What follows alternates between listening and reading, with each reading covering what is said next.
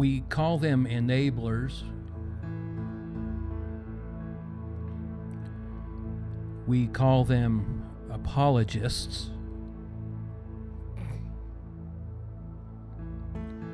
And we call them facilitators.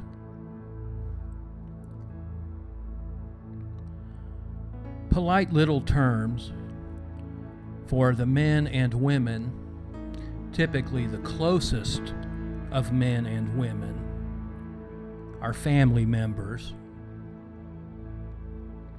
whose eyes go blind, whose ears go deaf, and whose mouths go mute in matters that concern malignant parental abuse. Abuse focused like a laser on the lone single family member tagged as scapegoat the vast majority of times.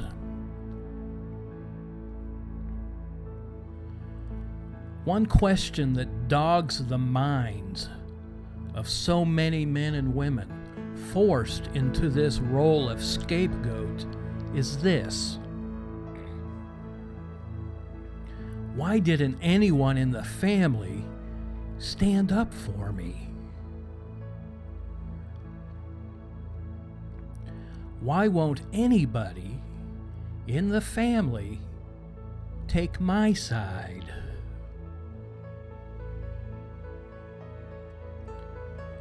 We lived under the same roof. Why won't anyone so much as acknowledge what happened to me? This is a gut-wrenching question. This is a question that allows the abuse to self-perpetuate, leaving victims in the never-ending state of questioning their own morality, their own reality, and even their sanity. As long as this question looms over the soul,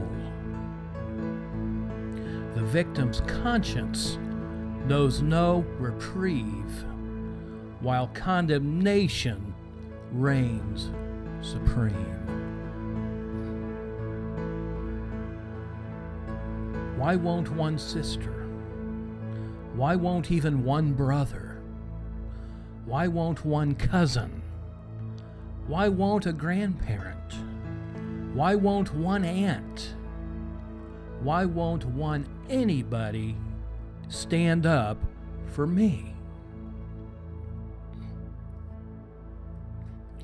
This invisible form of abuse, an abuse of soul that continues long after the victim has escaped his or her family of origin, will not cease until a reality, until a truth begins to dawn upon the victim's consciousness.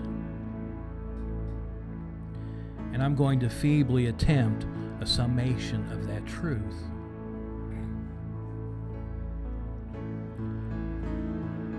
The behavior of the narcissistic enabler has nothing to do with the character, integrity, abilities or lack thereof, or any other attribute of the victim.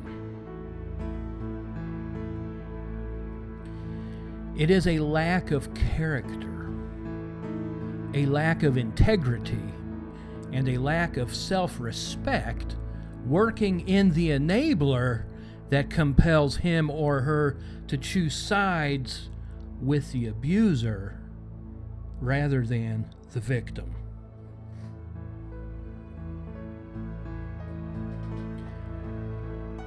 The enabler's disregard and dismissal of the victim does not reflect the enabler's abandonment of the victim. The enabler's disregard and dismissal of the victim does, however, reflect the enabler's abandonment of his own reality, an abandonment of his own honesty and his own inner life. Enablers of the malignant narcissist are those who have abandoned their personal moral instincts in exchange for the facade of financial gain, of attention, and favor from the family overlord.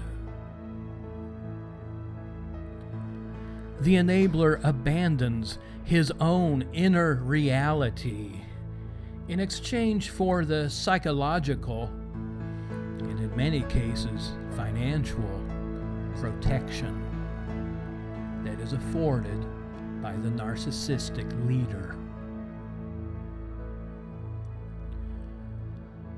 The enabler fears abandonment of the abuser far more than the abandonment of his own conscience. Irrespective of the moral repugnancy of such a cowardly choice.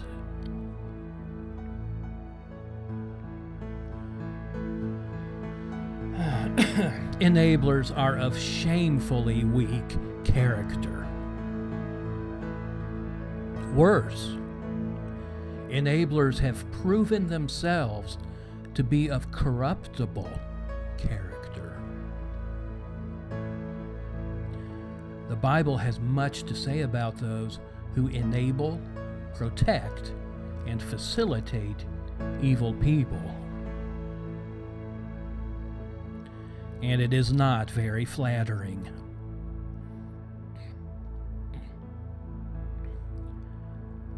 Let's look at Isaiah chapter 1. How the faithful city has become an idolatrous harlot. She who was full of justice,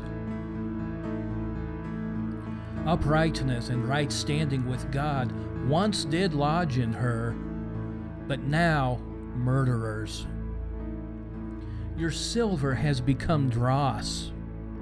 Your wine is mixed with water. Your princes are rebels and companions of thieves.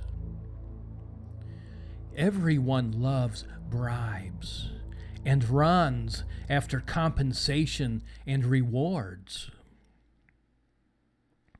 They judge not for the fatherless, nor defend them. Neither does the cause of the widow come to them, for they delay or turn a deaf ear. Isaiah 5.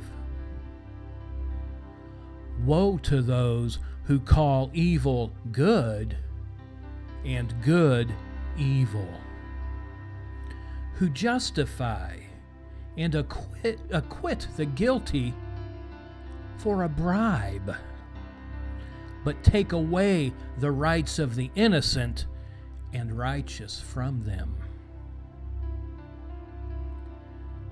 Enablers of the wicked are men and women who call evil good and call good evil. Apologists of the wicked are men and women who acquit the guilty as they take away the rights of the innocent, all for a bribe.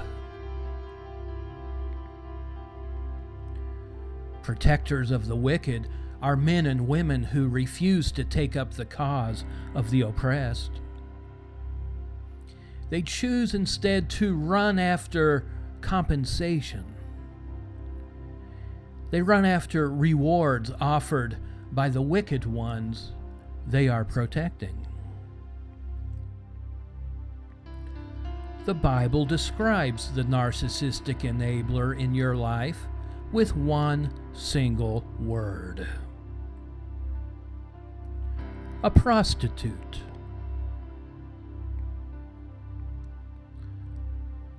The narcissist's enabler is no better than the streetwalker who devalues her body to the point she offers it as merchandise.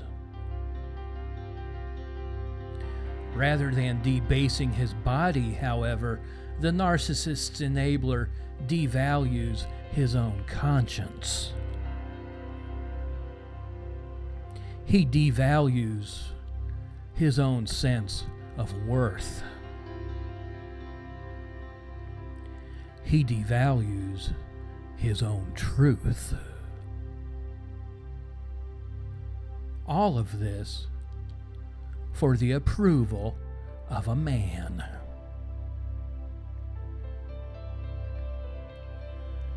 To hand over one's integrity, to hand over one's morality in exchange for future inheritance money is harlotry in the eyes of the Creator. To place one's personal and unique understanding of reality on the seller's block for acceptance into the narcissist's craven, sycophantic circle of followers is harlotry in the eyes of the Creator.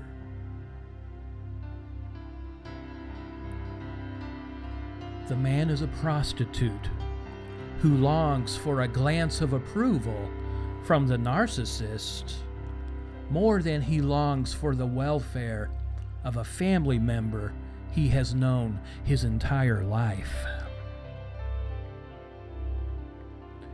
The man is a prostitute whose desire for favor from the narcissist overrides his desire for a clear conscience.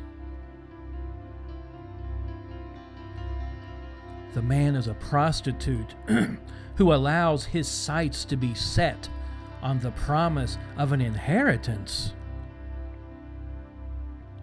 even if it means turning a blind eye to the abused sibling who grew up under the same roof as he. The narcissist's enabler is, in every sense of the word, a moral prostitute.